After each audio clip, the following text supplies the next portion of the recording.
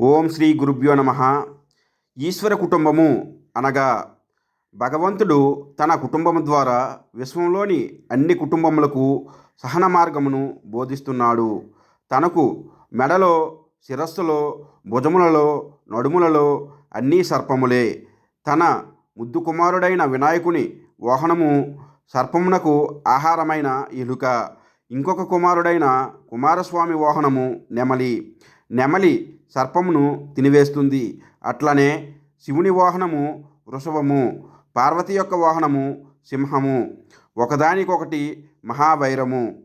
ఈశ్వరుని పాలభాగములో అగ్ని, శిరస్సుపై గంగ ఇట్లుండినను అందరూ శాంతముగా ములిగిదురు. విశ్వ సంసారములకు గుణపాఠములు నేర్పుటకై పరమాత్ముడు తన సంసారమును ఈ రీతిన చూపించుచున్నాడు. బాబా.